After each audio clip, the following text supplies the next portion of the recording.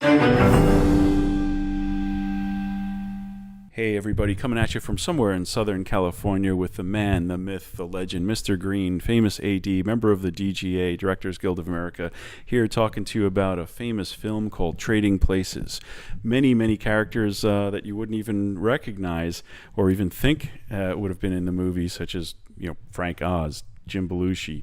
The list goes on and on. Bo Diddley, Senator Al Franken, obviously starring Eddie Murphy and Dan Akroyd with Jamie Lee Curtis and Denholm Elliott as others, but I hand the mic off to the man, the myth, the legend, first AD, Mr. Green. How you doing tonight? I am doing fantastic, and it's a pleasure to be here, and I thank you for having an audience of smart people willing to listen to what actually goes on to making a movie. Actually, this is going to be more interesting, this particular picture, because there's parts of it that are interesting from a production point of view and parts of it that are just pretty standard. Where was it shot? It was shot in Philadelphia. Wait, here comes a cup of coffee. I can't pass this up. Now, you guys were on location, or was it green screen and stage? It was stage, and we didn't have green screen for it. We were in the train car for the stage. Then there were a lot of Philadelphia locations. Fine old buildings that were literally as old as the Liberty Bell. And it was locations that you couldn't attempt to duplicate on the stage with any success.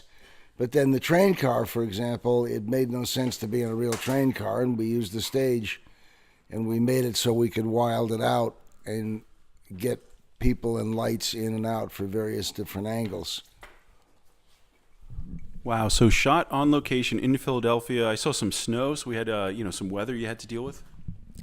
We got very lucky because the last shot that we made in terms of the snow, there was no snow left anywhere in the city, Philadelphia, but we needed, in New York, we needed something in upstate New York to shoot, and we couldn't find any snow in the city. It was all gone, but there was this one fabulous location that still magically had snow that nobody had touched, no deer had run through, and we kept the crew out of it, and were able to get 2 or 3 shots of this mental institution and make you think it was the Duke's actual living quarters, their home. Excellent. Most marvelous ability was to be able to do something as simple as close a door and get 3 laughs out of it. And we'd do 6 takes for whatever reason, not on him, but just he was always having to start it by closing the door. And each time he could find some new piece of business to do, which was remarkable. Wow, that's great. I asked him, I said, how is it that you are able to devise so much out of so little? And he said, dear boy, when you've given his parts as small as mine, you make the most out of them for your whole career. That actually didn't work as well as it could have. Back here, I need a pop.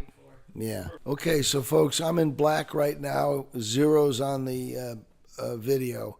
What I'm going to try and do this time is play the video, stop it occasionally at certain points, but try and keep you abreast of where we are by reading out what number, how many hours and minutes I'm at from the front, what I see on my streaming video display, and also giving you some visual cues from what's inside, what I see inside the frame. So let's watch a couple of these things are noteworthy, a couple of them are of no interest at all. How long were you in prep for this, and how many days did it take to shoot principal photography? At this time, I remember things being in the 60-day for a picture like this, 60-day to shoot, and that's 12 5-day weeks, and we would prep, the assistant director would prep for 2 months, and the only guy who was on for longer than me besides the director would be the production designer, and that wasn't always the case. Depend on the picture. Okay, great. Let's get going. Okay, so here we go, rock and roll. Playing the tape, and we're looking at the Schuylkill River, and the guys are under Paramount Pictures on a terrible rainy day. This is all second unit, and now we're looking at the Liberty Bell, and Aaron Russo produced this? Aaron Russo indeed produced it. I'll move off of that. And here we are at Landis Folsey credits, and this is the SEPTA train, the Philadelphia, the buses, this terrible rain. Extras on the platform? I honest to God don't remember. In a shot like that, we could have just grabbed the shot. These extras aren't being directed. They're walking past our camera. Now, who's Don Amici? Don Amici is a very famous actor from the 30s. And he was still spry and active and really good back when we were making this picture in 1983. Both he and Ralph passed away. They both reappeared again in another picture I did with John. John Landis? Yes, John Landis. Which picture was that? I can't remember, otherwise I would tell you. Coming to America? Probably Coming to America. Eddie Murphy, too. Yeah, we got to get two mics, otherwise you and I got to start kissing. All right, now that's Denham Elliott coming out the door at 02. This is a street in Philadelphia. This is fairly boring at this point. Nothing interesting is happening. There's Denham using the orange juice squeezer. That's the real street in Philadelphia in the hood. Cutting back to the difference with the perfect tea set for delivering coffee.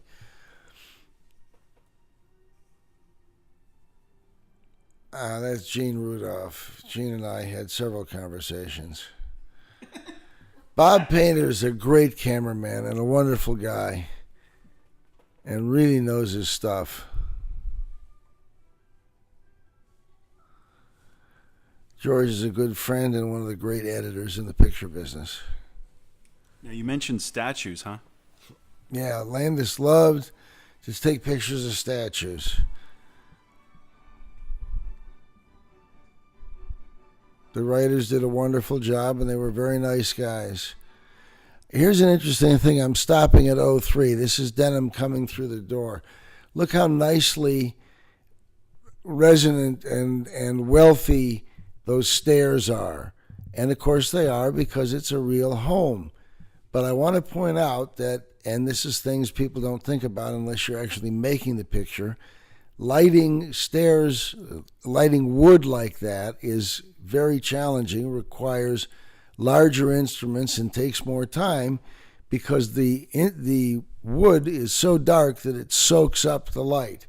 So you have to use way more than you would on a normal wall, and you have to treat the wall. If the wall was a different color, you wouldn't have to use the lights that size. So the walls, the wood on these stairs are gorgeous, but it takes a lot of work to make it work. Let's go ahead and lay it forward. Denham comes out the door, goes up the stairs. This is boring. Nobody's going to listen. We move around, directed by John Landis. Now here's Eddie. Here's Danny sleeping. Breakfast is served. Now he's getting his shave. That's bad barbering, pushing his nose around like that to rub the side of his face. As someone commented, this is considered to be a smaller sized cabinet dressing area than usual. This mirror is Mylar. We should talk about this. At 04, that's not a real mirror. That's a sheet of reflective Mylar, glass reflective, stretched very thin on a wooden frame. That makes the Mylar mirror, much lighter than a real mirror, that same size when you look how tall it is, and you have to move it in and out to replace what was there behind it. I can't remember what was there that needed replacing, but that Mylar mirror made it much more impressive. So probably a smaller mirror. So to do that, you needed to tell people, because Mylar is like fingerprint material. Once you touch it, you've marked it up forever. And we lost time because we had to wait for a new Mylar frame mirror to be stretched and laid up and brought in to replace the one, because nobody told us, and somebody touched it like you would a regular piece of glass, and it got screwed up. Let's move forward. 04, they're dressing Danny, fixes his tie, comes out the door in a nice, rich Philadelphia neighborhood. And he stands like the spoiled snot that he is, waiting for the limousine to be opened. In real life, people used to open limousines for Denham Elliott, not the other way around. This, stopping at 05, is the Duke and Duke sign on the building, and that sign was put up incorrectly. And when it was first done, the original sign that was carved in stone said the First Bank of Philadelphia, or words to that effect. And we wanted it to say Duke and Duke. And the way that's normally done is you make a box. The inside dimensions of are exactly the same, plus a little fudge factor, as the outside dimensions of the thing that you're covering, so that you can put your box over the thing that you're covering, the sign that says First Philadelphia Bank.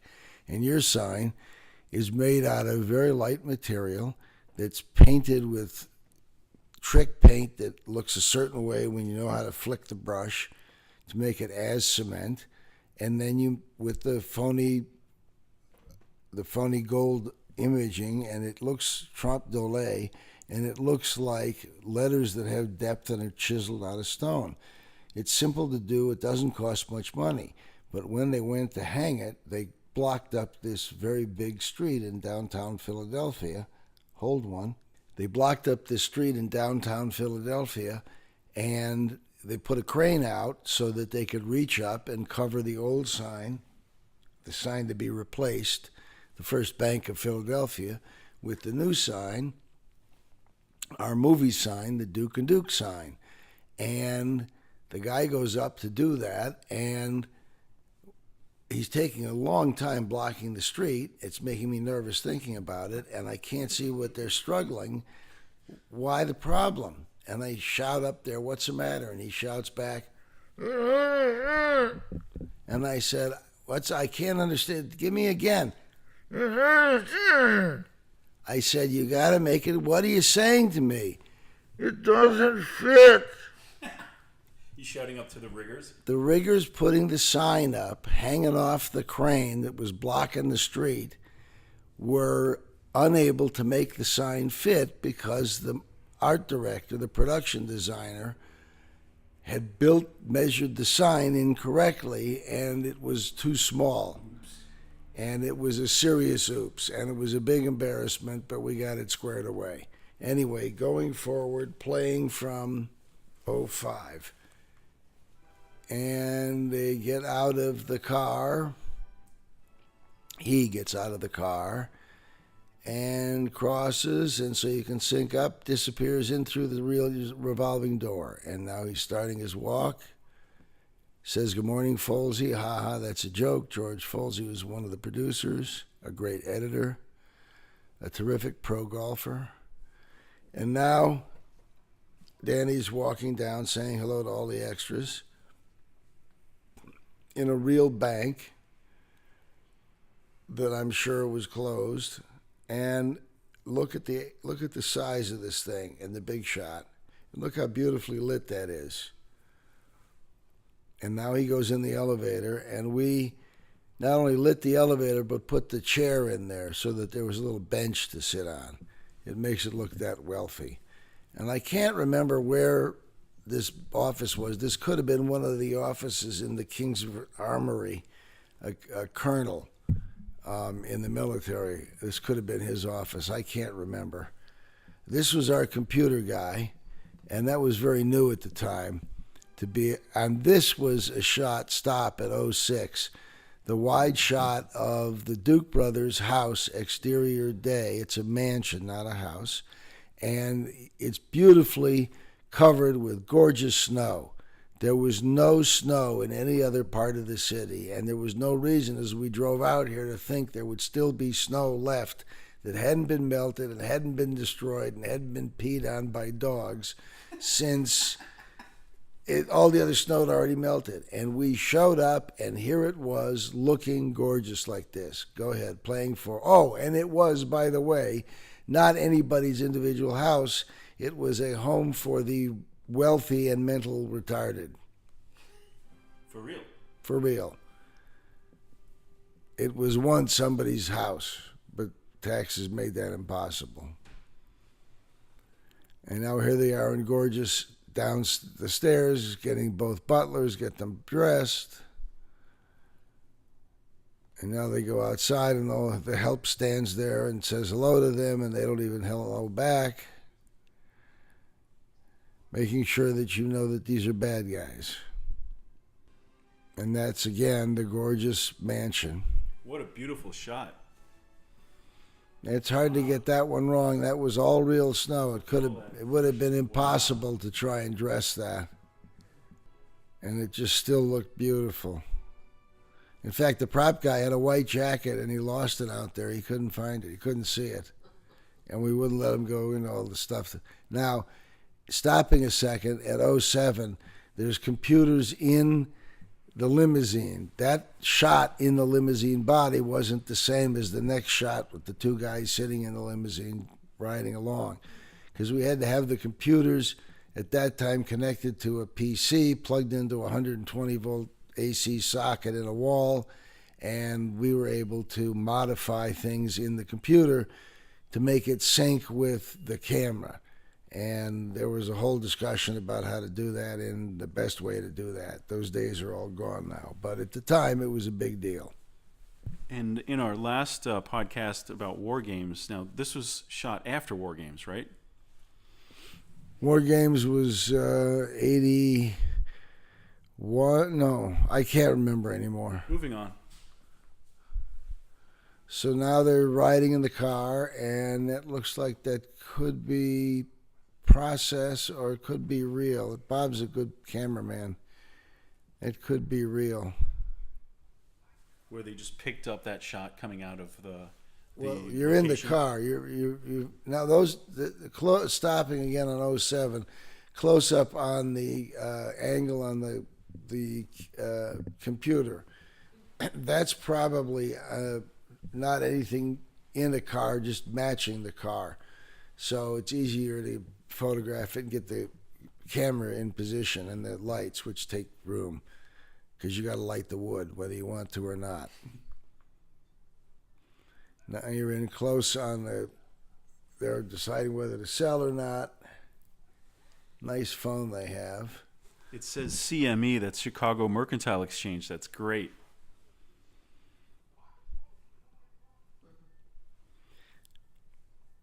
This was a PC computer, because that's what the guy in New York knew how to work with. New York or Philly?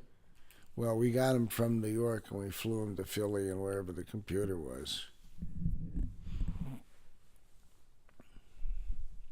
You can't hear the difference between this and this and this and this and this.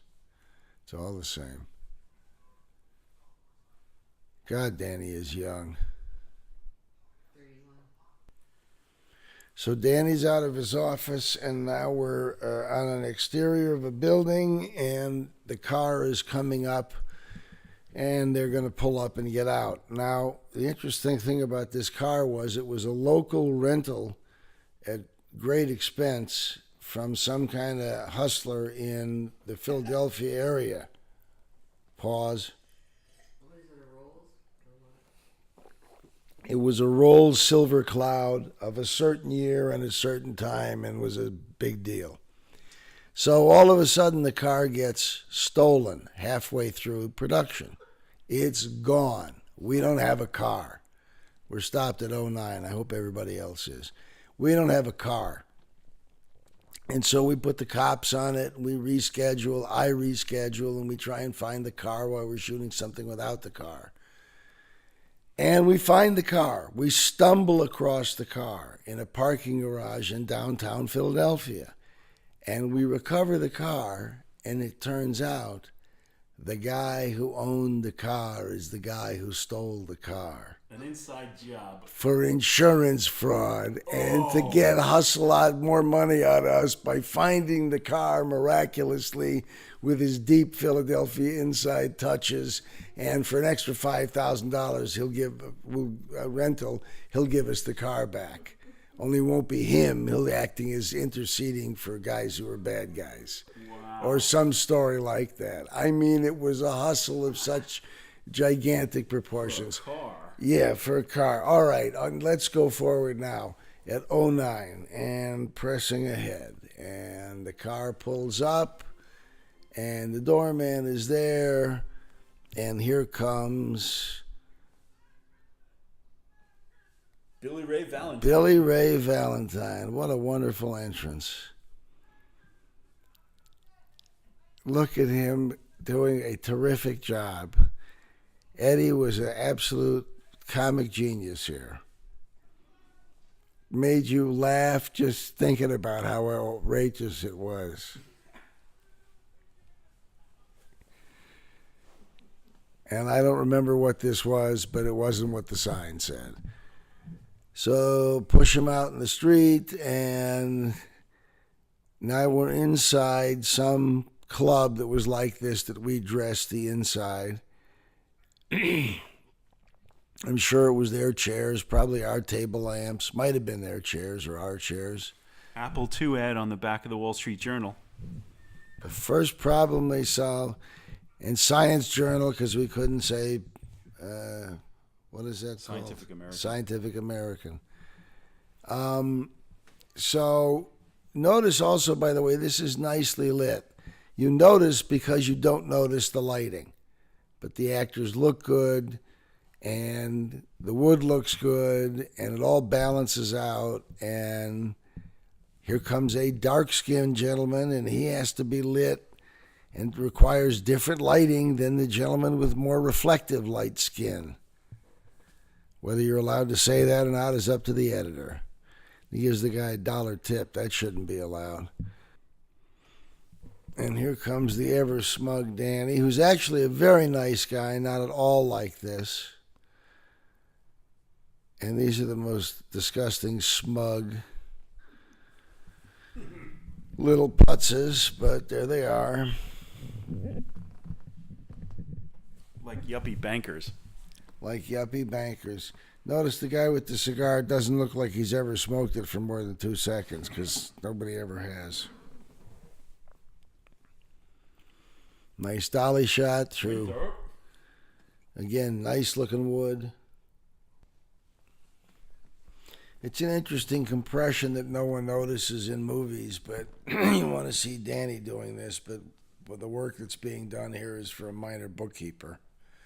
Maybe a trusted long-term bookkeeper, but you wouldn't bring a stock trader to carry checks and have the partners sign. But you want to see Danny interacting, so here you go.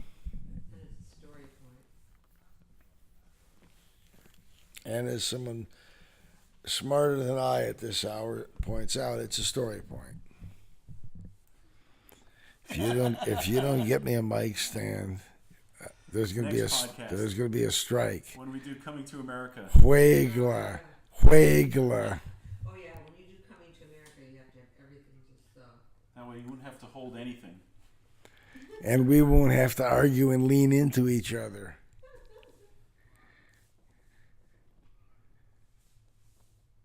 Which way am I pointing the microphone? And now which way am I pointing it? And can you tell me now which way?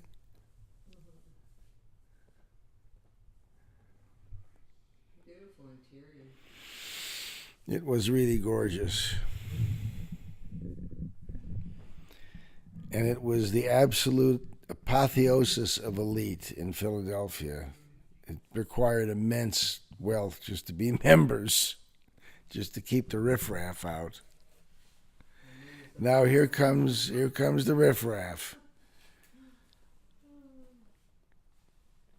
And now look how funny he is. And a lot of this is improvised.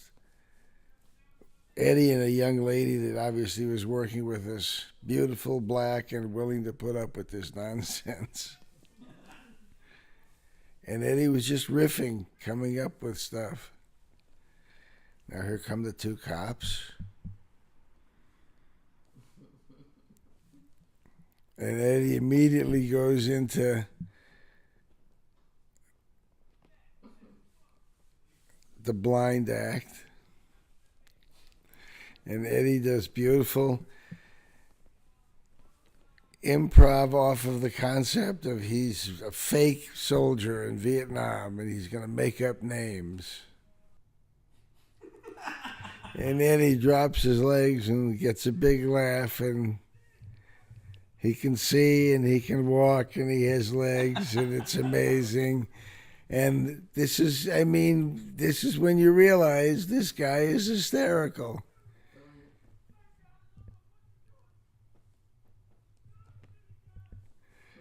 He's just really funny. And now he sees the second cop car, number 91, and turns and goes back, and in backing up, bangs into young Lewis Winthorpe, who panics, calls the police. And now he runs inside and is followed. And now when we go inside, we're on the stage, and I have to have matching cops who were outside in Philadelphia and are inside on the stage in New York. Oh, that's a stage. Oh, it's a club. That's probably a club. This is inside in the club, which was our set, and I'm calling stage and should say set.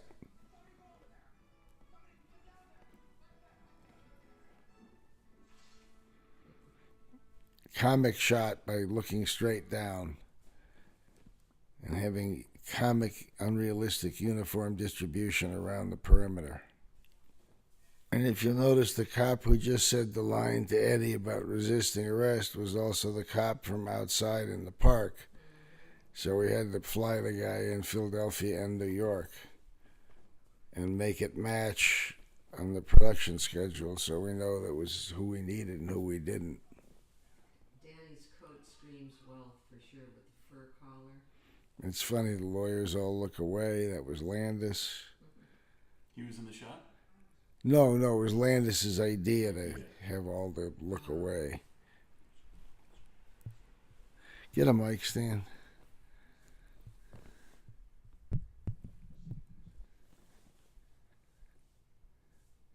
So now we're back outside, and they're pulling Eddie into the police car. So it's matching cops again.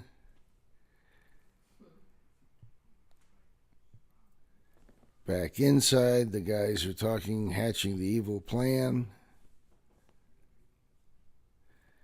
You know, if we do a Mark Twain thing and a comedy and switch them, we'll have one take the other's spot, and that's never been done before. Oh, well, maybe only 200 times. Well, let's make it 201. I've got a mortgage to pay, God damn it. It's interesting, the brothers wear the same tie pattern, but Ralph always wears the bow tie. They even wear the same striped shirt. This is all Deborah's wardrobe. Gorgeous clothes. And fit the actors like gloves. Deborah Nadoolman, Deborah Landis.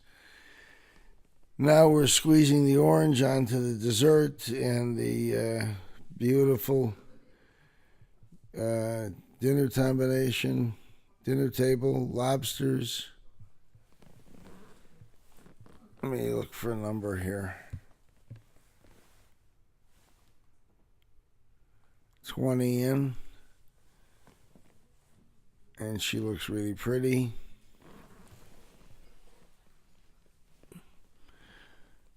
Pours the Grand Marnier on.